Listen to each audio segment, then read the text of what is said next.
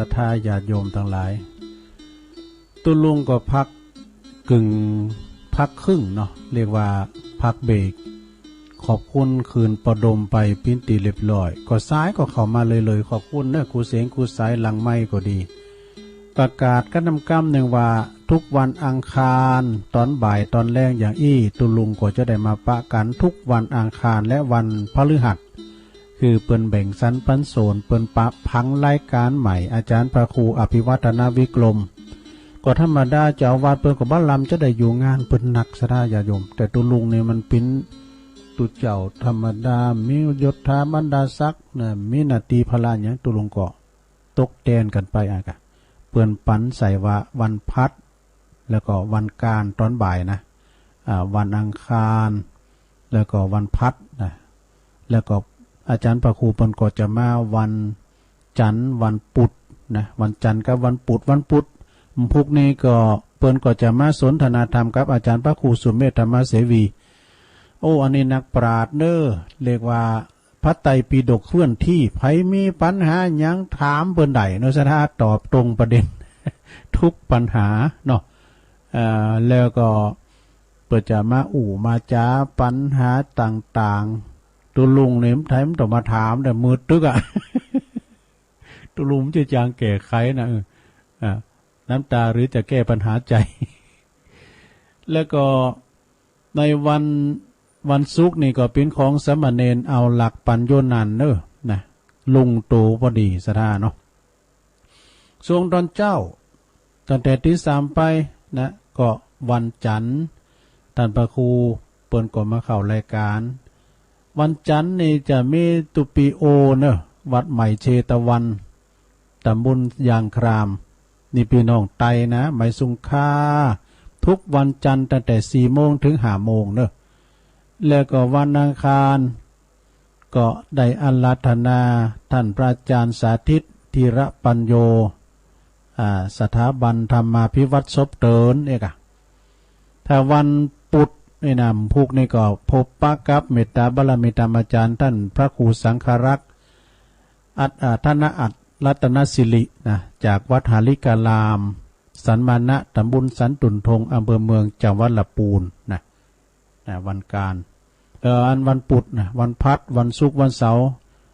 ก็เป็นรายการตุลุงก็อันนี้แจ้งบอกให้ศรัทธาญาติโยมเนาะ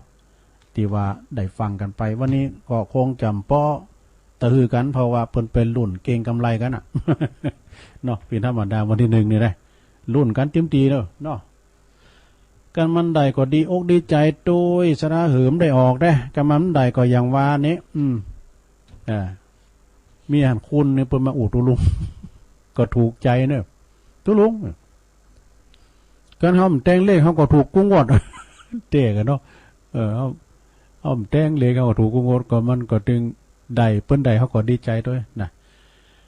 ลูกหลานหลายคุณเฒ่าตายอยากปุดดุตายอยากมันจะตายอยากนะคุณวันลูกหลานหลายคุณเฒ่าตายอยากเนี่ยมันปิ้นจัดใดอันนี้ของแม่แดงดอกตะล่อมรัตนาเด้อเปิ้นปิ้นหนังสือบักเก่าโบราณของปออำนวยกับลำพัดปอครูลูกหลานหลายคุณเฒ่าตายอยากก็หมายความว่านะลงเด้อลูกหลานมีหลายเต้อมีมากมายแต่ปล่อยหือปอหือแม่มีความปิ้นอยู่อดอยากแน่สะดาคือพอล้อมีความปิ้นอยู่อดอยากบ่มีไผที่จะมาดูแลบ่มีไผมาพอก้อยดูแลตอบแทนบุญคุณของปอของแม่ได้ดูสะดาญาติโยมทั้งหลายคือพอล้อคุณเฮาเนี่ยปีลายน้องนักลูกหลานหลายไผจะมาพอยิงลูกใจตีพอจะมาพอลูกว่าพอแม่นั่นนะซ้ำเตยก็พอแม่นี่ลูกนี่โตต่าง5ต่าง6ต่าง7เล่งได้ใจหน้ากาบ้านมาซ้ำเตยก็ต่างคุ้นต่างไปเนาะ ต่างคุ้นต่างไปบางพองก็ไปตกลูกตกโพตกลูกตกเมตีอื่นตีไกแล้วก็ละลืมปอแม่มึนๆในเฮาคุณเฮาเดี๋ยวนี้มันอยู่ในกลุ่มหันเพิ่นไข่มาหืมมาหากันเนาะ เปิ้นว่า เ ลูกสาวคุณพ่อแม่เลี้ยงได้ว่าแล้วก็พ่อแม่สองคุณไผจะมาพอมาเลี้ยงอีโดเนี่ยเปิ้นว่านะเปิ้นว่าอันนี้เปิ้นว่าสาวก็เนาะแต่เฮาก็ว่า7คุณก็ได้เนาะลูกมี7-8คนนี่พ่อแม่เลี้ยงได้คือเจริญเติบโตจนสูงลูกสูงเต่าลำเรียนหนังสือจนได้ปีนใหญ่ปีนโตนะก็ต่างเนิดต่างโตกำลังจะได้กินบ่ากินแห้งเดี๋ยวกินเงินเดินไปเอาเมไปเอาผัวแล้วนะเขาก็ลุงต่างไปอยู่ตีหนึ่งนี่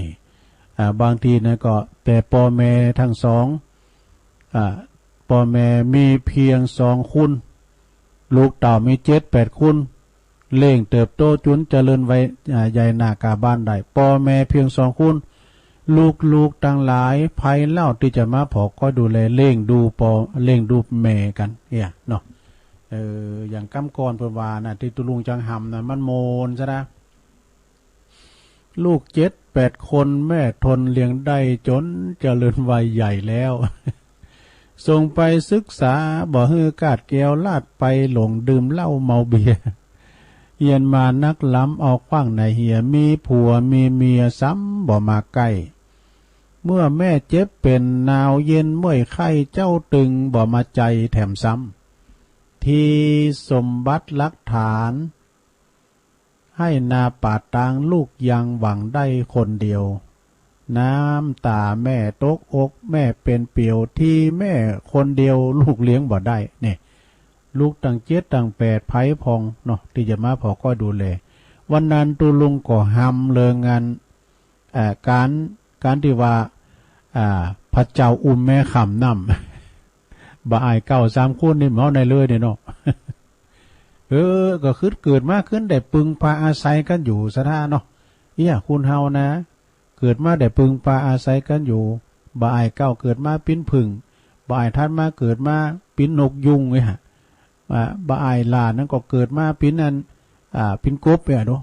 จนน้องหลานมาปิ้นพระพุทธเจ้าแน่อันนี้ก็เป็นการที่ว่ากัตตัญญูกตเวทิตาเนอสถ้าจะไปลืมคุณปอคุณแม่แล้วก็ลูกหลานหลายคุณเฒ่าตายอยากนะแต่เพิ่งพ่อแม่อดอยากกันอาหารเนอยุคนี้สมัยนี้ซ้ำหายกันเนาะถอยที่ถอยอาศัยกันบางทีกาดก็ไปวัดใดมีหยังก็ปลูกพักปลูกไม้หยังกินกันไปนะซัมเตอเฮาก็มาปินดีอินดูมันปิ้นผลกระทบไปหมดแม่แต่ว่าคุณกำเบิ่งหมอขอกินซัมเตอเปิ้นได้กินกับกาดซัมเตอเปิ้นปิดกาดก็อดเหมือนกันหมดเนาะก็จะอดเหมือนกันหมดดังนั้นนี่ก็เฮาก็จะไปลืมเนอะใจใส่ดูแลพ่อก้อยพ่อแม่ตีเปิ้นยังอยู่นะไปแอวไปแวงเปิ้นพองเปิ้นบาดตายก็เลี้ยงกายถ้าเปิ้นตายก็เลี้ยงวิญญาณนะ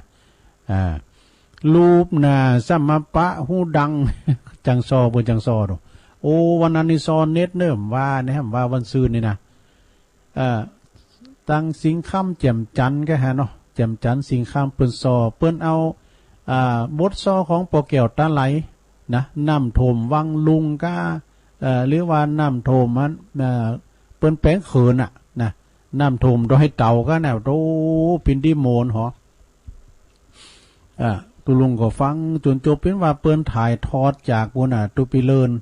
จากเมืองฝางบ่ดูรับสัญญาณจากเมืองฝางวันนั้นซอบักเก่าตีคุณแม่ครูซอนะขับขานตำนานซอแม่เนี่ยนะซับเตอก็ฟังไปก็เหมือนแต่เปิ้นนี่จางหำนะปอแก้วตาไหลนี่นะซอปอแก้วตาไหลแจ่มจันทร์สิงค่ำเปิ้นเอามาคัดเก่าสำนวนแล้วก็อย่างเดียวนะอย่างเก่ากันนะฟังแล้วก็โมนอกโมนใจเนี่ยตำนานจังซอนี่ฟังปอครูเก่าเนาะคือปอแก้วตาไหลเอาแฮมกำหนึ่งรูปนาก็มาปะหูดังเนี่ยมันปิดจะฮือนะซัมเตอเนี่ยสดาจะอยู่มันมีแต่ลูกอันผู้มียศตำแหน่งก้าเนี่ยเวลาเปิ้นมีการมีงานกันนี่เนาะลูกเนาะมีการมีงานมันเป็นงานจัดก็ดีงานวัดงานว่าก็ดีเปิ้นกดตั้ง ต่างว่าการไผจะไปยุ่งงานเนี่ยไผบุบไผตีกันนี่จะปั๊บจะไหมนะไอ้น่ะจะปั๊บจะไหม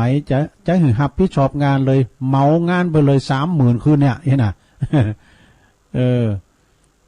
แล้วก็เอาไปเอามาสดาญาโยมซับเตก็ลูกผูดจุยนะสุมาเนี่ยลูกปลงก็เนาะลูกคนนั้นลูกคนนี้นั้นลูกกรรมการวัดไปตีโหกันเนี่ยก็เลยเอาเรื่องเด้อก็หันเก็บปอมันก็เนี่ยเปิดว่าลูกหน้ามาปะหูดัง ก็เกรงใจกันเนาะลูกอัน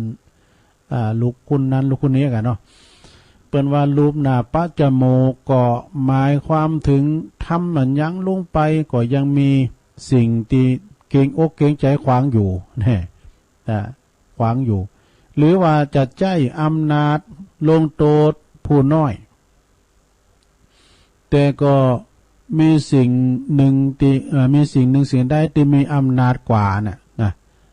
มีอำนาจกว่าปกป้องไว้ไม่เอานะว่าเย่นะมันเป็นลูกผู้จุยกันนะเนี่ยนะ ก็เลยยกเลยไปเนาะรูปหน้าปลาหูดังนะทำยังลงไปก็บัสดกหนักเนี่ยอันนี้ก็เรียกว่าเป็นที่มาที่ไปของอันรูปหน้าปลาหูดังเด้อ เอามาเสนอศรัทธาญาติโยมได้ฟังกันเอาต่อไปแถมเรื่องหนึ่งเนี่ยศรัทธาญาติโยมทั้งหลายเรื่องนี้ก็เน็ตเป็นกันเด้อฟังกันไปเตลงเด้อฟังกันไปเพราะว่าตอนทำตีเฮาก็ไปไหนหมู่ที่เปิ้นรุ่นก็ปล่อยเปิ้นรุ่นไปของถูกโขยลอยแชร์ตุลุงก็รุ่นคือมันใดนะหรือว่าศรัทธาญาติโยมท่านหนึ่งท่านใดนะวันนี้ก็จะไปลืมเด้อเมื่อค่ำคืนพุธก็มาฟังพระอาจารย์เน้นหลักแถมเปิ้นจะมาเข้ารายการเข้ารายการอุจจาภาษาธรรมหรือว่าอันมาเข้ารายการธรรมะเพื่อชุมชนของอาจารย์เน้นหลักนะเปิ้นมาทุกวันอังคารเมื่อคืนเด้อเพราะว่าจะมีอยู่2 วันของพระอาจารย์เน้นหลัก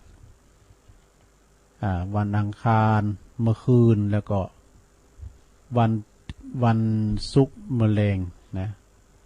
นะประกาศเดี๋ยวกันเด้อนี่ทำกรรมเนื้อสดาญาติโยมเนาะ นี่ทำกรรมเวลาตุลุงไม่เปิดเลอะก็เดียวเกินจะเปิดสายปัญหาทั่วไปของสังคมไทยมันมีหลายอย่างเนื้อสดาญาติโยมยุคนี้สมัยนี้ก็โปรดระมัดระวังในครอบครัวเฮาควบคุมดีๆนำว่าลูกเต่าเหล่าล้านเลนนะห้ามเห็นหนังสือเปิดเริ่มเปิดห้องเฮนกันละวันนี้นะปัญหาในครอบครัวหนึ่งมีหลายอย่างนะเพราะว่าจะเป็นปัญหาเรื่องกินกันด่อยกาเรื่องลูกเต่าเหล่าล้านเลนนี่ก็มันก็มีเป็นธรรมดาแต่ปัญหาเรื่องเด็กและก็เยาวชนแถมนี่เด็กและเยาวชนปัญหาของสังคมไทยนะปัญหายาเสพติดนี่ยาเสพติดในทำเนื้อศรัทธาเนอะแล้วก็ปัญหาชุมชนแออัดเฮามาพอตั้งกรุงเทพปุ่นน่ะลงเนาะตั้งกรุงเทพปุ่นนะกันว่าเปิ้นติดโควิดกันเปิ้นปิดบริเวณน่ะก็เป็นได้เป็นน้องตั้งอสมก็ตั้งเปิ้นดูแล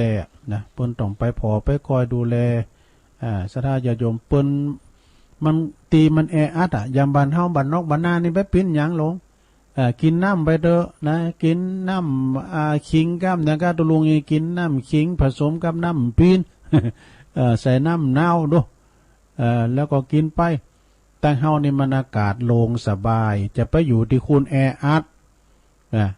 อยู่อยู่มีหยังก็ซักไม้ใส่คือกับมาแกงกินกันไปตีเปิ้นเนี่ยตั้งในคอกศรัทธาญาติโยมในคอกเพิ่นก็ยังติดนะมันไปกันโมดฉะนั้นก็เฮาก็พยายามรักษาสังขารร่างกายเฮาไว้นะลงเด้อไปเมื่อไหนเด้ออยู่กับบ้านกับจ้องนั่นน่ะเอาวิทยุเป็นกูได้ไปเนาะ ปัญหาความบ่ปลอดภัยในทรัพย์สินในชีวิตและทรัพย์สินแต่ก็สักวันนี่นะศรัทธาญาติโยมทั้งหลายตึงมืดตึงวันไหนลงเอ้ยเฮาก็ระมัดระวังเด้อเข้ายากหมากแป้งคงของกินมันหายเข็มเงินคำหายเข็มระวังพองมีสาสีบนะถ้าเตือนมันมาเตือนมันลักเล็กขโมยหน่อยมันมีนะซะนะคุณเฮาจำเตือนมันสินว่าสุดตีนสุดมือมันก็ลักเล็กขโมยหน่อย ก็ต้องพอก้อยดูแลทรัพย์สินของเฮาจะไปไหวเฮนะอย่างว่าเป็นสูบน้ำก้ามสังการเนี่ยก็เอาไว้ดีๆเนาะ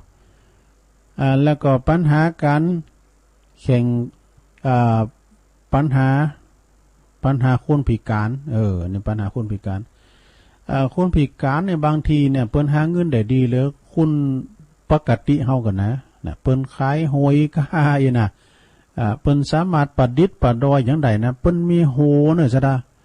มันมีโหก็ตายก็ดูมาใจก็เปิ้นมีโหคิดที่ว่าปาดเปิงมันสมองนะเอ้ยเปิ้นมีโหแบบว่าก่อนนะเจ้าหมูตุลุงเขาเนาะสมัยเลี้ยงควายคุณนั้นเปิ้นซักกระแดะแดะนะเปิ้น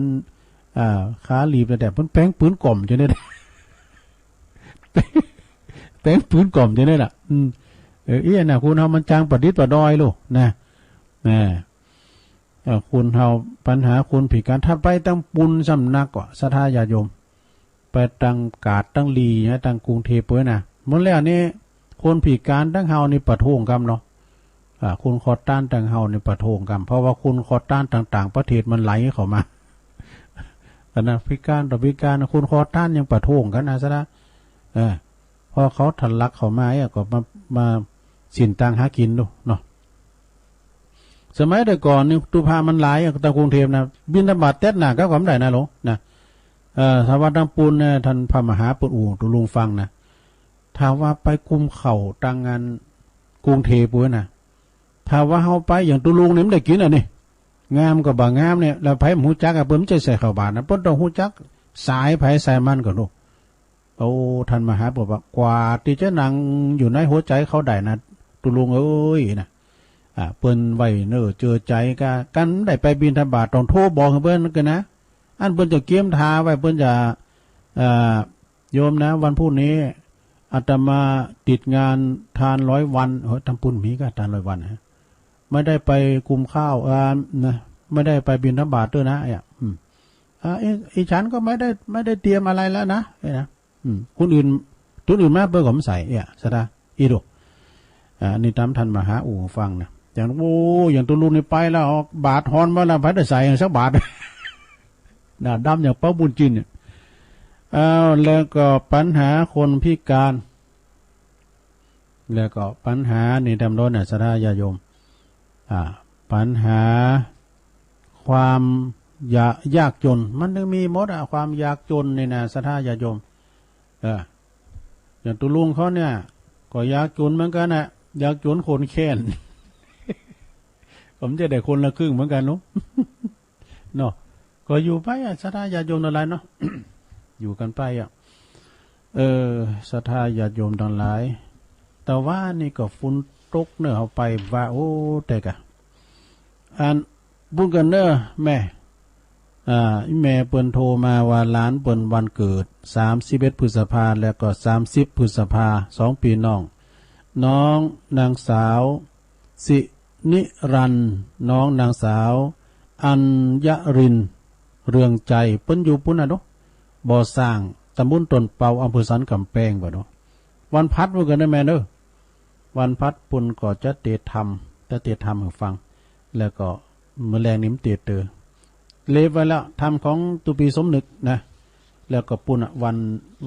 วันพัดวันฮือกันเด้อเจ้าวันฮือกันค่อยแสดงธรรมเนาะวันนั้นขอบคุณตังปิติวปีพาเขาเนาะโยมปิติวปีพาเขาเปิ้นมาถวายเพลด้วยเปิ้นอยู่ปุ่นป่าเมิดบ้านป่าเมิดนั้นสันทรายเนาะว่านี่ก็อาจารย์พระครูเปิ้นก่อนตุลงไปด้วยกันไปนะไปเป็นกูอาจารย์พระครูเปิ้นไปหอมศพของคุณแม่ฟองจันนี่ก็ตาจันดีเปิ้นเป็นโยมแม่ของท่านพระครูรองเจ้าคณะตำบลวันนี้ก็เป็นพระราชทานเพลิงศพวันนี้กันเนาะเรียนถ้าทำแล้วเตือนงานพระราชทานนี่จะจ้าหน่อยนะก็ไปให้ไปหอมไปหันวัดแม่ห้อยเงินวัดเก่าวัดเดิมแต่ในวัดวิหารเปิ้นปฐมเป็นเสาไม่ซักสมัยแต่ก่อนแล้วหลวงพ่อมานิดเปิ้นบอกว่าเป็น300 ปีเพราะว่าทุลุงพี่น้องไตมาแปลงนี่ดู วิหารเก่าวัดเปิ้นงามวัดเปิ้นใหญ่ก็นั่งรถโดยไปอาจารย์พระครู เปิ้นเนี่ยฮู้จักเฮาแหละอาจารย์เปิ้นก็ฮู้จักแต่ตุลุงก็เอาผ้าเอาไตปัจจัยไปหอมนะเปิ้นสาธุเจ้าเปิ้นก็ยังหนุ่มแล้วบ่ดูเหมือนจะเป็นอายุพร้อมเดียวกันถึงอาจารย์พระครูเฮาเนี่ยนะแต่ว่าเปิ้นเป็นจิตอาสาเน้อเปิ้นโตเปิ้นมีแถวรถรถนั้นเนี่ยเรียกว่ารถเนี่ยว่า208รถกู้ชีพอีกกู้ภัยอีกคุณจันหลายครูบาอาจารย์ก็มีจัดหลายเป็นขึ้นสุดท้ายขึ้นเลยนะก็ไปพอดีก็ท่านพระครูเนี่ยเปิ้นหูจักกันหลายกับเปิ้นเอาแดงตาเนี่ยท่านพระครูเปิ้นก็เอาปั้นตุลุงแก่นเนี่ยยังไม่ได้เอาไว้เดี๋ยวอันพูดก่อนกับเขาก็น้ำพริกแ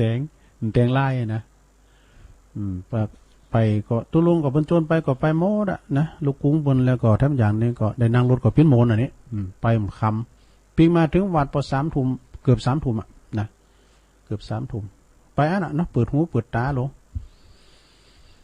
ตอนนี้ไปศรัทธาญาติโยมต่างหลายก็กำเดียวก็ตุลงก่อนจะอันนี้กันเนอเดี๋ยวจะเปิดสายขอบคุณเนอที่เปิ้นทักมาต่างไลน์แม่แดงอัมพรพี่น้องเต้นดอกไม้ตัวเนอแล้วก็แม่ทองคำจากแม่แดงตัวป้าวรนาถตัวเนอแล้วก็ต่างแม่แสงชุติวงศ์โดยนะเปิ้นตักมาต่างหลายขอบคุณเด้อตอนนี้ไปก็จะได้โอกาสทำแล้วสดาญาติโยมทั้งหลายพี่น้องบ้านเฮาอู่กันมนๆใครจะโทรมาทักทายกับตุลุงได้เวลาที่จะต้องเปิดสายปิ้นสุดท้ายนะแล้วก็อันเมื่อคืนบึดก่อนมาฟังพระอาจารย์เน้นหลักแถมวันนี้ก็อันบ่ได้สาระอย่างแต่ว่าเนาะเพราะว่าตุลุงก็เอาเบ็ดตะเล็ดตีในเน็ตพองแล้วก็วันปุ้นพอถึงวันนั้นวันพัดก็ก่อยมาติดน้ำติดธรรมเนาะมีเจ้าภาพอยู่เจริญปอนโยมจากไปสาครับหลวงพระอาจารย์เน้นหลักปัญโยนันครับวันนี้ฟังอยู่เนอะวันนี้ตอนฮับรายการใหม่เนาะครับตอนฮับรายการวันใหม่วันที่1วันสดใส วันนี้เป็นวันที่เหมาะเดือนคือแฮม6 ค่ำเพราะว่าลงเรือสะเปาไปแกดูวันนี้นะได้เลิกเหมาะวันอากาศเป็นเลิกงามยามดีแต่เนาะครับเลิกดียามดีวันที่1เป็นวันโจกขอมีโจกมีลาบอาเปะมิตรข้าศึกสัตรูทั้งปวงวันนี้เป็นวันลงเรือสะเปาไปแกวันนี้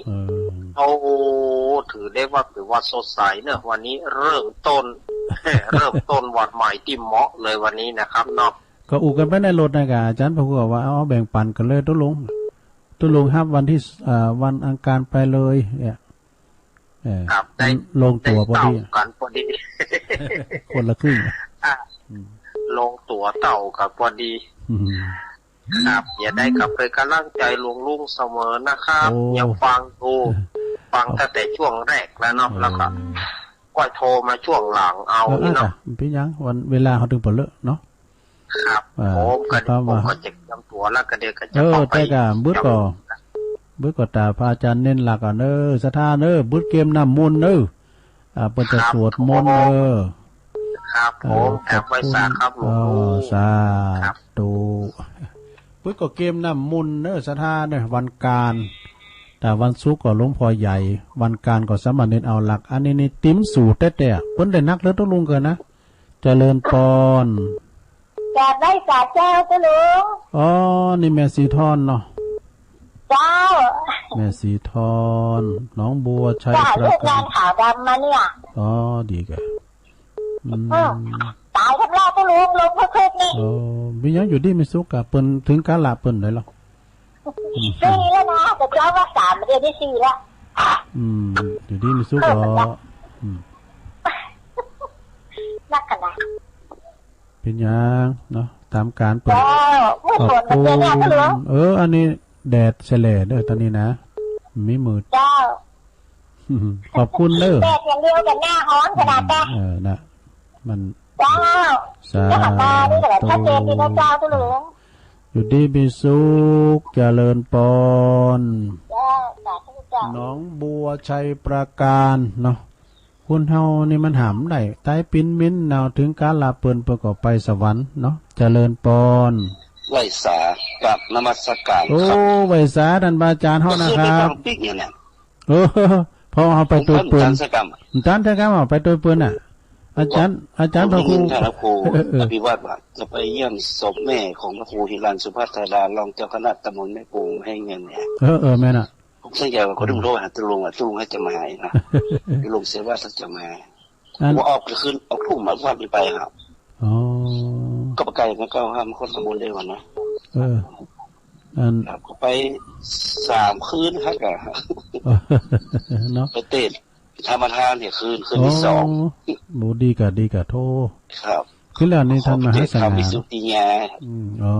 ดีกับแบบเมืองกเตศครับขับช่วยเหลือนะครับเนาะช่วยเหลือแล้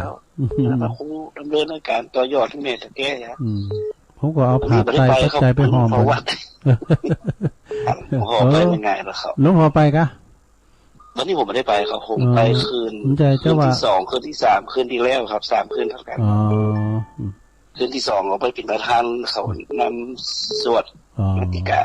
ผมขึ้นแล้วคุณก่อนร้ายสังฆาครูบาก่อนนักนะเนาะขึ้นแต่ว่าก็ผมไปว่าขึ้นใน10 ตนครับขึ้นว่าก็10 ตน10 ลูกเอามูลองเจ้าว่าทำได้รับนะครับน้องครับทำได้รับนะครับได้รับคนมีของวันนี้มีทำอะไรจะป้อนมาให้เพราะผมมีโอกาสออกอากาศก่อนทำรุ่นเก่านี่ก็ยังทยอยติดไปเลยก่อนวันฮือมีโอกาสครับคำพูดมันมดว่าไงว่าทำมาติดสาอนุรักษ์นี่แหละผมสอบอนุรักษ์คำเมืองเลยครับแม่นแต่กะผมกบสอบแล้วคนเท่าแล้วพี่ชอบดูเตะเนี่ยที่ชอบก็คือเปลี่ยนภาษายองเลยครับผมครับเป็นกำลังใจให้เลยครับขอบคุณตุปีนักครับในโอกาสเวลาก่อนจากเขาบนนั้นปออดุลก็โทรมาผมเดินครับแม่น่ะก็ยุ่งโมงไม่ใช่ตู้แม่เลยไม่ใช่แม่ระเบิดมันต้นบอกคือออกว่าเป็นนะช่วงนี้ดุลปฏิคำข้ามจังหวัดเลยครับนะครับผมครับเป็นกำลังใจผมนะครับสาธุท่านพระอาจารย์สมเพชปัญญาโนเนอวัดปุณณะเปิดอยู่ปุณเนอตำบลแม่โป่งนะวัดป่าไผ่บ่อทองเจริญปอนยายพรนะยายพรแล้วยายพรล่องบัวแดงสันกันแดงล่องบัวแดงนะหมูยานเขาก็กั้นแป้งเสียงจะหล่อนี่มันได้ยินเถียถ่ายเต้เนอะยายพรได้ยินเถียได้ยินเถียเสียงตุลุมสักด้วยดีกะวันนี้อยู่วัดอยู่บ้านหาเนาะไหนอยู่บ้านหาเนาะมันยายพรน่ะเนาะได้ไปไหนเนาะเดี๋ยวอยู่บ้านนั้นได้ไปเมื่อแอวไหนไกลนี่น่าเป็นคิดตรงไหนหาไม่น้อยก็ไม่ถึงก็ได้ยินนั่นเหรอเปิ้นบอกแล้วเปิ้นบอกแล้วยายน้อยเขาย้ายไปพวกหันแล้วในเปิ้นสูงมากพอแล้วเหรอหันแล้วงามแล้วเก่าเกินนั่งยิ้มได้นั่งอย่างแบบนี้ไปหมดหันแล้วงามแล้วเก่าเกินหูก็ดีตาก็ดีเสียอย่างเดียวนะมันเบิ่งไอ้เบิ่งใส่สเตนเลสอันประจันพระครูบนยาวอันขนมจ๊อกกับขนมขิงเป็ดตาลครบได้ปนเกยไปป้านไปหาที่เมื่ออย่างแล้วก็เป็นงานยายขอมาย้ายขอลงแดงแล้วคนใดอีกเพื่อกำลังโทรจบไปนี่เหรอพระครูปักบ้านอันนั้นแม่น้อยบุญยวงแซ่พันเปิดไปเอาหาเจ้าไม่สมก็ไม่กันสมแต่กะพันสมบัติแม่น่ะหันแล้วเป็นสูงมากถึงพอละ ใจพรฮะวันนี้เต็มไม่รู้มาออกใหม่อ่ะ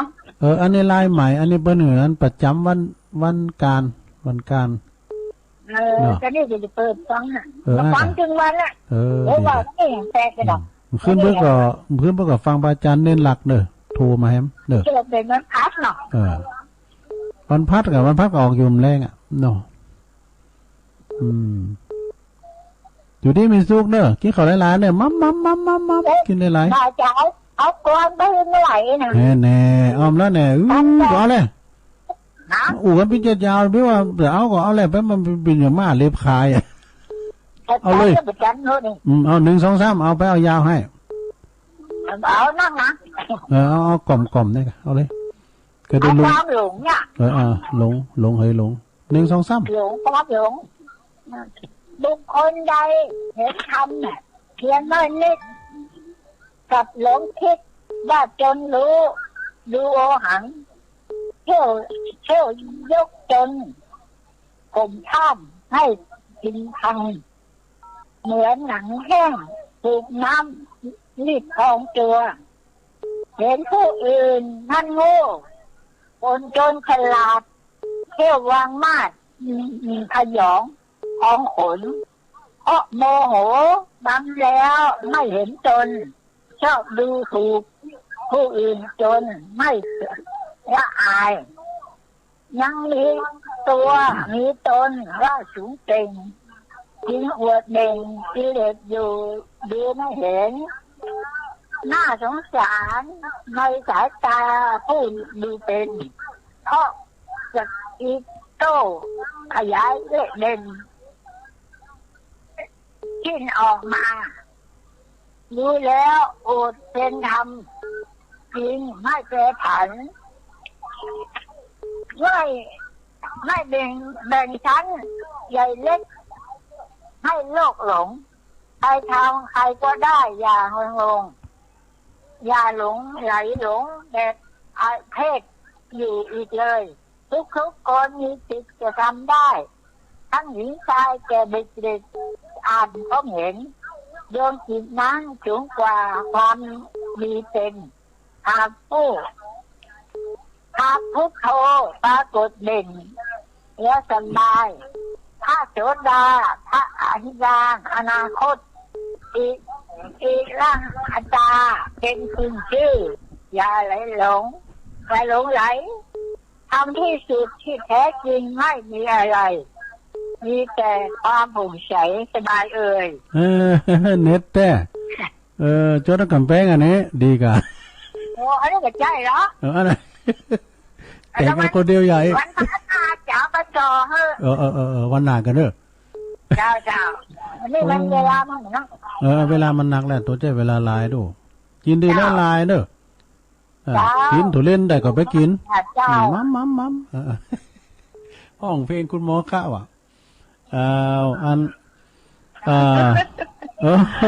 อารมณ์ดีมาละนวัตกรรมเจ้าจันสมโอ้เดพรก่อนเดพรมันขนาดรู้ชีเตื้อ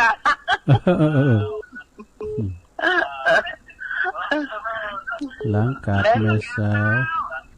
วันนี้แพ้ไหนเนาะได้ไปไหนแล้วแม่มาอยู่ในบ้านนี้โอ้ดีกาโตดีกาดามาอยู่ด้วยเฮาหรอได้2 คืน3 คืนได้2 คืนละพอเพิ่นดีๆเนาะคันบื้นได้อันฟังนี่ฟังเน้นรักนะแต่โทรถึงปิดเนาะเมื่อคืนนะโตแน่นหนาเพิ่นนักว่าตำแปนานบุญน่ะโอ้อย่ามาแน่นหนามโอ้เน้นรักเมื่อคืนนะเตกะตุลุงฟังตัวบอมเต้นน่ะมันนักละแบบนักแน่นแท้กะแล้วก็เกมนำนะนำมนเป็นกำลังใจเนอะตุลุงขอบคุณขอบคุณไปตังปออายแม่น้อยบันไม้สันโป่งด้วยเนอะพี่น้องตังแม่ริมนะแล้วขอบคุณยายปันโดยบ้านป่าค่าเด้อเชิงดอยสะเก็ดเอิ้นบ่ตังแม่แสงโดยเจริญปอนแม่แสงเด้อ08995565506เจริญปอนการบัสการเจ้าตุลงโยมพิสมัยเนาะโยมพิสมัย เจ้าลองโทรมาก็อาจจะติดต่ออยู่ได้ติดกะโยมพิสมัยดอนตันเจ้าจะใช้เบอร์เก่าเห็นเบอร์ใหม่เพิ่มของเดือนหน้าชัดเจนดีเนาะชัดเจนดีเนาะยิ่งว่าชาติแถมแต่วันนี้ไปลุ้นหวยถ้าจะบ่ถูกสักคำพี่ยังเปิดปองห้องพองจ้างหายจ้างตัวเนาะงดน้ำปล่อยวากันเปิดก็กระไดของเฮากระไดของเปิดได้บ่ได้มาก็ไปทำบุญอย่างนั่นนี่หวยบ่เต้าสวยเข้าวัดกันสวยเข้าวัดเน็บทุ่งเสือมาก็อย่างได้อย่างนึงบ่กันเพื่อนใหม่ก็100 วันบ่นี่ถวายอ่ะว่าถวายพ่ออย่างกันเนาะเจ้ากำแยงแรงกำยี่เดี๋ยวถามหน่อยทานจิ้นหลับกับพกอันไหนล้ำถึง2แล้วอันนี้จิ้นแล้วก็ย้ำ6เองเนี่ยดูก็ต้องถามเนี่ยยินดีนะโยมพิสมัยเนาะเจ้าลืมบอกไปวันติดก็ฟังท่านพระครูวอนะท่านวอนะวันติดเนี่ยฟังท่านวอท่านพระครูวรธรรมนาถเนี่ยวันติดนะเจริญปอนวัดหนองเฮงเนาะโอ้โยมแม่พลอยเนาะโอ้แม่พลอยมาแล้วแม่พลอยสีถ้อยฝางถ้าเจนดีเจ้าจะดีกะพอปีดีๆเนอะน้ำอับน้องเปิ้นดูแลเปิ้นเนาะเอาเกิดมาเป็นพี่เป็นน้องกันพอปีดีๆเจ้าอยู่ใกล้ๆกันเนี่ยกะเปิ้นก็ฟังกะนั่งอยู่เปิ้นก็ร่างเจ้าฟังได้ยินพ่อมันได้ยินพ่อหูพ่อก็ค่อยดีเจ้ากะเฮาก็ใจใส่ดูแลเปิ้นเนอะขอบคุณแม่พลอยสีถ้อยฝางสาธุ089วันเสาร์แล้วในพี่น้องเมืองฝางบ่ได้ยินตุลุงสักคำเด้อตุลุงเช็คระบบไหนก็ได้อ่ะวันเสาร์แล้วเนี่ยกับภาษาเจ้าแม่พันป่าบุ้งได้ยินคนเดียวเนาะเพิ่นฟังทางระบบอันอินเทอร์เน็ตอ่ะเจ้าแต่พวกเจ้าไม่ค่อยได้ยินนะทุลุงพวกเจ้าก็มีอยู่นะกะแม่พันเจ้ามันเมื่อคืนนี้เบิ้ลนี่ใครจะได้ยินอยู่อันนั่นนะป่าบุ้งท่านนั้นรักนะแต่เมื่อคืนนี่ไม่ค่อยได้ยินนะเมื่อเจ้านี่เนียนเปิดเลยเวลาในโทรศัพท์เปิดเลยเวลาเพราะว่าเจ้าเนียนเน็ตบ่ดีบ่ค่อยเหมือนอันท่านนั้นน่ะตุลุงอันน่ะตุเลินน่ะมันแค้นหน่อยแต่ดูตลอดได้ฟังตลอดเป็นมาก่อกับอินเทอร์เน็ตมีแดดตลอดวันเนี้ยเด่นนะคอนเนาะมันมืดนะมันแบบโต๊ะมันตกยากนะกับวันนั้นอ่ะก็โต๊ะมากกว่าจุ่มยินแต่น้ำพริกกำลังใจนะเจ้าทุลุงฟังอยู่เด้อฟังทุกองนะตุแม่พันป่าบงพี่น้องตามปุนโดดอยสะเก็ดโดหอมบุญกา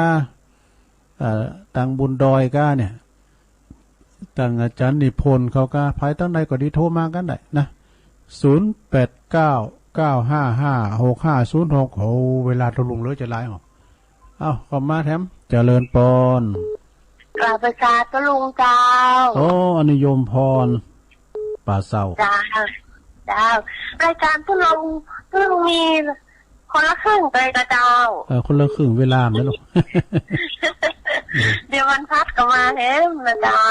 วันพัดมาแล้วอยู่เจ้าป่าเศร้าดีละเจ้าก็ลงมาบ่อยๆก็ดีละคนละครึ่งเตะกะจ้ะวันนั้นก็ฟังอาจารย์อยู่เนาะฟังอาจารย์นั่นที่เป็นจัดที่พระบาทอาจารย์เนี่ยก็อาจารย์นพพรอาจารย์นพพรฟังอันโยมเนี่ยก็บนห้องบัวบูชา7 มนโยมเนี่ยก็อยู่ตั้งลีนั่นนะไม่ทุ่มน่ะไม่ทุ่มนะบนโต๊ะบนฟังบนห้องเพลงโมนบัวบูชานะเหิมใจกันแม่น่ะกันมั มันห้องเพลงลายเพลงอะจ้ะมนก็เพลงอะจ้ะแม่มนนั่นน่ะแม่มนพุทธนิมิตนั่นน่ะปุตโตบนห้องเพลงมนจ้ะมันอยู่น้องบัวคำอะจ้ะลองจ้ะโยมพรก็ห้องมนเคยได้ยินละจับกาจะห้องต่างอันปีต่างอย่างก่อนปีสาวอันอย่างก่อนต่างแม่ใส่ทองนำลูกแม่ใส่ทองแม่ใส่ทองอันห้องมนกันแล้วเพลงอย่างนั้นน่ะหลายเพลงอ่ะมันก็มนมันชอบฟังเพลงตัวแม่ใส่ทองทันยะแก้วนะนั่นน่ะบ่จ้ะแล้วเป็นจะบดจะกรเด้อตอนนี้เพิ่นแต่งก้อนเก่งจ้ะขอบคุณโยมพรหลายๆเด้อจ้ากำลังใจก็ลงเด้อจ้าจะมืดฟังเรียนได้อยู่จ้าแต่ฟังเรียนรักแถมพี่น้องตั้งลามจ้างล้อจอมหยุดเฮาตั้งลือโลงเขาตั้งแม่สุพรรณมงคลพันธ์เขาตั้งเจริญพรโยมอยู่ตั้งใดแม่บัวคลี่ของเปาเจ้าโอ้แม่บัวคลี่ของเปาปอธนัทหมู่สี่ฟังเจ้าแล้วกะเจ้าพี่น้องของเปาเพราะว่าจะปิ้นแม่โนนเขาก็ดีแม่โบนเหลวเขาน้องตายเขาลุงธนัทเนาะหมู่สี่เนาะลุงธนัทเนาะเจ้าหมู่สี่เจ้าเพิ่นยังโทรมาลังไม้เด้อปอธนัทนะโทรมาตุงลังไม้มาบัดตันเขาหน้าตู้ไอ้ดอกแต่แกที่โทรได้เกี่ยวใครหันตู้นายดอกโทรได้เกี่ยวกับกวางที่ในฮอนฮอลเรื่องการเองเปล่านักอ่ะเจ้าขอบคุณแม่โบคลี่หลายๆเด้อขวงเป้าจอมตองสาธุพี่น้องตั้งปคนน่ะปูคาเนื้อน่ะปุตมกรปุ๊กก็บอกรูปอันบอกกันเนี่ยบอกกันยาพิเศษนาว15แกขูดกะเจ็บหัวเข่าเจริญปอนไม่แสเมตตาหน้าไม่แสไม่แต่เจ้าลงโอ้น่ะแม่นอพิษกูกรรมดูแม่ติดเจ้าแม่นอที่ว่าจอมเสียงแท้แม่นอโยมแม่เนี่ยศรัทธาโตเก่าได้เดิมสู่เขากินแล้วเนอะเต็งโทรมาอยู่วัดคนละเดือวัดจุนี่นะแต่ไปวัดกูงูเรือนกะเจ้าเฝ้าวัดสากรดีกะฟังว่าเจ้าละฟังปูม่วนยาพุกก็ฟังแถมเนาะมื้อทั้งเบื่อก็ฟังกันนั่นแหละขอบคุณแม่หนอเด้อสาธุหลวงตามูนี่เปิ้นบอกตำ5ยาเอาขูดมา15แกนแล้วก็มาผ่าเอามาดองกับไอ้กับเหล้า15วันหรือว่า10วันแล้วก็ปั่นเอาน้ำมาใส่ตาหัวเข่านะหายอย่างบิดขวางลองก่อนนะหลวงเด้อไปกินเด้อมันจะเมานะปอคอนเหมือนบอกเงินแล้วกำนะพี่น้องปูคาเนื้ออันนี้ทำให้ยาหลวงตามูลจากน้องเจริญน้องปลาสวายโอ้เขาทาเด้อตัวลุงจะร้องกว่าจะกำดีไงแล้วกินมันถ้าเข่าก้ากินมันถ้าเข่าหุ่นดังเจริญปอนเจ้าแม่อยู่ไหนอยู่กระจางเจ้าแม่น้อมไหมเจ้าแม่น้อมมาแล้วแม่น้อมตาจ้าน้องหลอกกำลังต่อผ้าฟ้องกับม่วนดีกะฟังไปติ๊กอยู่ได้เนาะมันจะมีถึงวันผู้ก่อมาแถมผู้สัมโมนผู้สนทนาใครมีปัญหามีแล้วนะต่อผ้าจบกัน2คนดีกะเดี๋ยวไปมันได้การดูเขาจะว่าหลินเฟซดินนายเนี่ยเนาะอยู่บ้านเนาะอยู่บ้านมันเอาหูจดจ่อแล้วก็ตาก็ขอเยการไปนะมันเสียการเสียงานเฮาเนาะได้ยินดีแต่ผ้ามันฮ้อนแต่กับตุ้ลุงนั่นน่ะมันฮ้อนนะแต่ไปห่อนใจก่อนเลยตุ้ลุงปืนแอร์เย็นสบายเราจนหนาวนั่นเลยใครเล็งเก่งก็18 เมตรก็ได้นะขอบคุณแม่น้อมหลายๆเด้อตึงวันในก่อมจะหาว่าปืดนะแอร์นะเขาก็เก่งใจเปิ้นเนาะเดือนนึง10,000 ปลายอันนี้10,000 ปลายนี่มันหลายอย่างเนาะมี4หน่วยกันนะหมอมันนั้นแล้วก็กลับเปิ้นออกเปิ้นเสริมเนี่ยกะ เปิ่นแปลงชัดดูมันโรงทำชัดนะทำสัพพทุนกันนะมันเปิ่นแปลงกันเนี่ยต่างงานการนำกาไฟก็ย้ำได้ประกาศ2-3 ลายเนาะแม่น้อยแม่น้อยหีบทองปออายแม่น้อยเขาเปิ้นวันพัดว่ะคอยว่าเจริญปอนต่างงานการนำกาไฟก็ย้ำได้ประกาศอันนี้เสียงตุลุงแต่ๆนี่ได้เหรอฮัลโหลเสียงตุลุงนี่น่ะแม่น้อยหีบทองเฮ้ยญาติปออายแม่น้อยเขาเจริญปอนติดแล้วปิดโทรทัศน์ได้ก่อนปิดวิทยุเกินปิดวิทยุเกินไหมฟังที่หัวน่ะโหลเขาไม่ฟังเราเลยอ่ะโหลแม่ได้ยินเหรอปิดวิทยุเกินฟังที่โทรทัศน์วันฟังที่โหลเห็นรู้ไปแล้วก็ยังย่านเดี๋ยวกันเนี่ยขอเบอร์กันเนี่ยเดี๋ยวโทรปอกหน่อยนะ411นะก็เดี๋ยวตุลุงเดี๋ยวโทรปอกเนาะเดี๋ยวปล่อยออกรายการแล้วกัน089ตุลุงก็กลางได้9556506ไปถือสาตุลุงนะตุลุงไปคุ้นอย่างนี้ลงนะแต่พองลินพองแต่ไปถือสากันเฮาก็คลายเครียดกันไปนะจะไปถือสากันแล้วก็สถานในวันศีลหนานี่ก็คือวันที่3เด้อพรุ่งนี้เป็นวันหอแล้วนะวันที่5วันที่3นี่ก็เป็นวันอัฐมีบูชาเจริญปอนพระเจ้าดูแม่นางอ้วนร้องกองข้าวมาแล้วแม่นางสบายดีเนาะแม่นางอ้วนพอแล้วนะต้องถึงยักษ์แต่โมดีวะเนี่ยวันนี้มีนิทานเนาะวันนี้มีนิทานนะพุกอะเนาะล่องกองเข่าอันนี้มาวันแรกดูเป็นอันนี้มาถึงมาทุกวันอังคารนี่ค่ะแต่มาทุกวันอังคารนะวันอังคารวันพัดเนี่ยค่ะเนาะขอบคุณแม่นางโอนหลายๆด้วยสาธุด้วยแม่นางโอนเด้อถ้าเฮาถามว่าโทรมาเฮาก็ต้องผ่อนวิทยุให้หน่อยนะแล้วเขาฟังตีโทรศัพท์แล้วมันจะเสียงมันใบย้อนแล้วมันจะเสดเกี่ยวหูตึงปืนตึงตัวเอามาแล้วสายของเจ้านะ411เจริญปอนไปขาเจ้าอีกามเจ้าเคยเล่นแกไว้อ่ะแม่อยู่ไหนขาเจ้าคุณน้องเดี๋ยวยินละแม่อยู่ไหนอยู่หมู่บ้านสันตองเจ้าสันตึงเจ้าพี่น้องสันตึงแม่ยังกับแม่เจ้าแม่แสงเดือนเจ้าแม่แสงเดือนดอก4-5 รอบมันมีต่อคนแซงไม่เห็นหมดสันตึงเนาะใหม่สันตึงกำไก่ด้วยสันตึงหนิมแล้วเนาะแม่เจ้ามันจะไก่ด้วยสันตึงหนิมแล้วเนาะเจ้าฟังทุกวันนี่ได้รายการใหม่ของเราเนาะเปิ้นแบ่งปันเวลาหัวกะบริหารเวลาไปเป็นกูไปกินกันไปตัวปียองนั้นไม่หันเหรอแม่ก็บอกว่าตอนได้ฟังเพลงทุ่งยองใกล้จะตั้งก่อนเมื่อคืนแหละสมาธิสามอันแม่แสงเดินตัวปียองนั้นมีหันอยู่กะตีเป็นอู่ยองนั่นน่ะก็แล้วเนี่ยเป็นอยู่หันนะอู่7 โมงนะตัวปี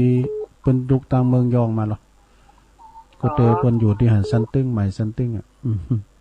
ก็ว่าเป็นติ๊กบ้านเพิ่นนะกะแม่หูจักกะหูจักเจ้าเป็นคนแปลมันเจ้าปกติจะไปหูจักแค่ใดขอบคุณแม่แสงเดินนะเราไม่อยู่กับลูกสาวนี่ได้ลูกเขยจังไงนี่เจ้าดีแล้วกะเนาะกินไปตามไปในแม่เนอสาธุเนอจ้าไว้สาธุแม่แสงเดินน่ะเป็นคนเมืองแปรแห่โคตานโอโตยิมเดีย0899556506379379เบอร์ที่ออกเจริญปอนไว้ซะเจ้าตะลุงพี่น้องกลุ่มมัดหอมมาแล้วแม่สีหมอนแต่เนาะแต่เนาะนี่นะแม่สีหอยกามดีใจต้อยเจ้าตะลุงได้ฟังแล้วไข่โหได้กะไข่โหหมอน หมอนดีใจตัวลุงออกวันอังคารเนาะเจ้าก็วันการอาจารย์พระครูบนอันดีละเจ้าดีละเจ้าไว้ซาเจ้าตัวลุงขอบคุณเด้อแม่ซีเด้อฟังกันอยู่นะจ้ะฟังกันอยู่นะฟังกันอยู่เด้อเจ้าอันนี้กลุ่มมัดหอมเด้อแม่ซีแม่ซีเขาน่ะเป็นอยู่บ้านเดียวกันตื้องานแม่สายทองอ่ะนะเจริญปอนนมัสการครับผมปอบุญศรียันนะมาแล้วเมื่อแล้วไม่ได้โทรหาแต่ก็เมื่อแล้วไม่ได้โทรหาแม่น่ะหมดแต่ฟังกูเตือเลยฟังทุกครั้งฟังกูเจ้าแล้วก็สถานีบ่ค่อยดีเท่าใดบ่ดีโอ้ยทั้ง 100.25 นี่เดี๋ยวนี้เช็คระบบในดังจะดีนะเนาะประเด็นนี้ดังกะว่าถ้ามันเช่าดีเท่าไหร่วันเสาร์แล้วในตัวลุงก็อูจะดีว่าดักวิดเช็คระบบไหนก็ได้ถ้าเติมมันก็เกี่ยวกับอินเทอร์เน็ตของก้าวอย่างฝนตกฟ้าห้องตรงทำใจนะสงสัยจ้ะเนี่ยนะจะได้งั้นตุลุงลองประชาสัมพันธ์พ้องเนอะท่านผู้ฟังที่เพิ่นโทรมาขอเพิ่นปิดวิทยุอีกอ่ะน่ากันได้ตอนเพิ่นก็ปิดอ่ะมันแสนหูเนาะแต่เพิ่นดูโทรทัศน์ก็เพิ่นปิดโทรทัศน์ก่อนก็ได้อีกอ่ะแม่น่ะตั้งใจหน่อยวิทยุก่อนก็ได้มันมันคนทางฟังทางอื่นก็บ่ค่อยรู้เรื่องดอกแม่นแต่กะโอ้ดีแล้วท่านผู้ฟังตอนไลฟ์ไปลืมเด้อครับขอบคุณศรีหวานขอบคุณเด้อเป็นกำลังใจนะครับสาธุครับไว้สาครับจบเวลาพอดีตุลุงสถาญาติตุลุงก็จ้องนำรายการจากลาสถาไปก่อนเด้อขอบคุณกูเสียงกูสายกันไผที่ว่าโทรมาติดกับวิญญาณเด้อพยายามใหม่เนาะพยายามใหม่ขอโทนสายกันเด้อสายแรกน้องเบี้ยวนักร้องนักข่าว สายที่สองก็แม่มนพุทธนิมิตนักร้องเก่าห้องเพลงจันโมนะแม่มนเนี่ยนะสายที่สามแม่นีเนี่ยแม่นีบานเป่าเมืองแกนปุ่นนะแม่แตงบอกว่าแม่นีนี่มาใหม่เนอะเป็นสายใหม่นะพุกมาแล้วเนอะแม่นีเนอะโทรมาที่ก็สายที่สี่ก็แม่กันดานีดวงลายนาเวียงป่าเป้าอันนี้สายไก่เนอะสัทธาตุปีเกี่ยวเขาเนาะสายที่ห้าแม่จันเลื่อนใสอันนี้พญาแต้ลุนบุกเบิกแต้นี่กองเสบียงเดินด้วยท้องกองทัพเดินด้วยท้องเวียงตาการเนอะสายที่หกก็แม่อมรทาดอยคังเนอะแม่ทานี่ชงแหลกเนอะได้6 สายชงที่สองก็สาย7สามเณรเอารักปัญโยนันเนอะวัดสันเมืองแถมบุตรไปลืมเนอะถ้าฟังเนอะวันนี้เป็นวันดีนะตุลุงเข้ารายการเนี่ยเปิ้นถือว่าเป็นวันลุงสะเปาไปก้าโอ้ขอบคุณพระอาจารย์เน้นหลักเนอะเปิ่นปันจกอวยใจคือจาดีก็ฟังกันไปเป็นกูเป็นกีมกันไปสายที่8แม่สีทอนนะหนองบัวชัยปราการเนอสายที่9อาจารย์ท่านเมตตาบารมีธรรมอาจารย์สมเพชรปัญญาโนเนอวัดป่าไผ่บ่อทองเนอวันนี้นะเปิ้นได้มาคือกำลังใจตุลุงตัวยทำได้แล้วเนอตุปีเนอแล้วก็จะได้สรรหามาเดชโอ้กราบขอบคุณในเมตตาธรรมตุปีนักๆเนาะแล้วก็แม่ฟองคำติ๊บแก้ววันนี้หายไปเนอะเต้นยะ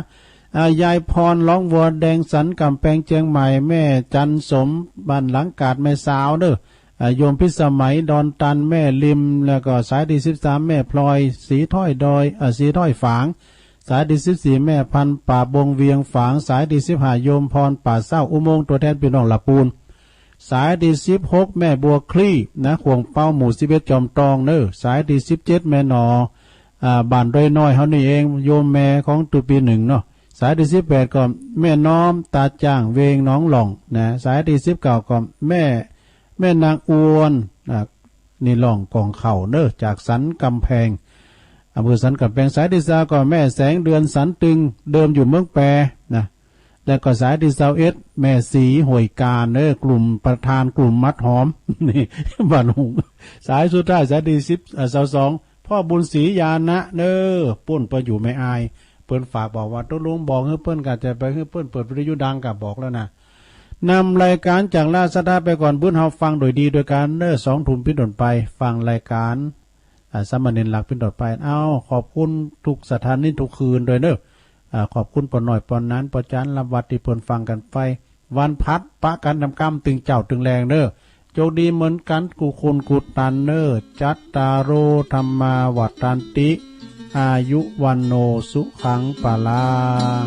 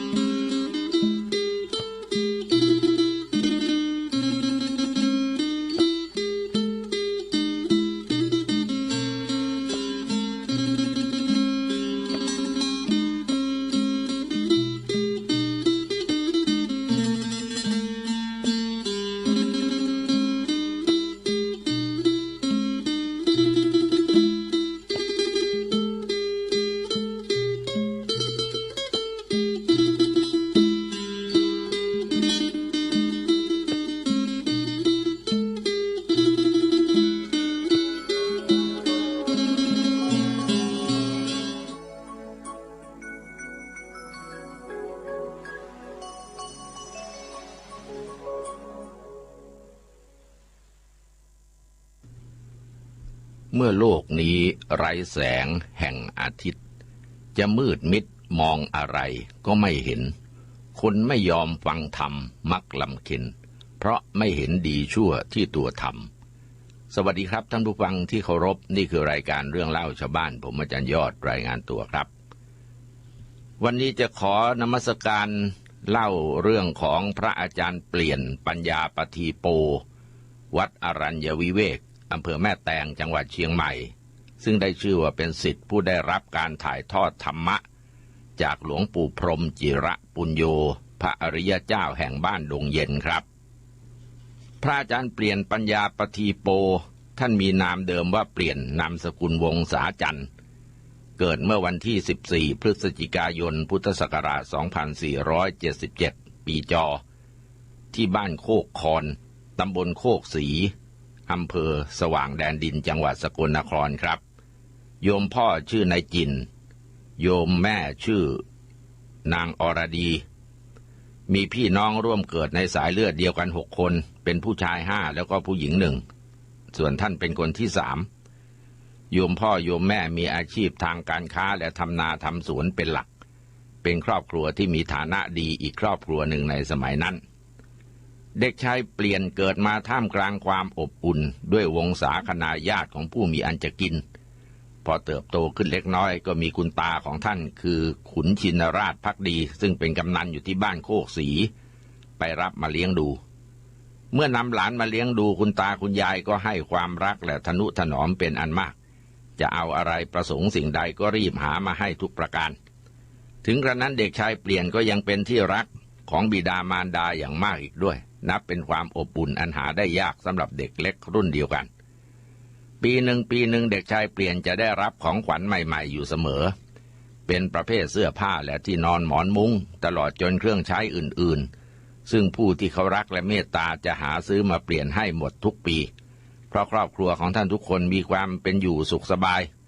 บิดามารดาเป็นนักค้าขายมีรายได้ดีก็ไม่มีความทุกข์ร้อนในการอยู่การกินแต่ประการใดขณะได้มาอยู่กับคุณยายและคุณตานั้นเด็กชายเปลี่ยนได้รับการสอนหนังสือแบบภาษาไทยเพราะว่าในช่วงอายุ7 ปีนั้นประเทศไทยอยู่ในภาวะ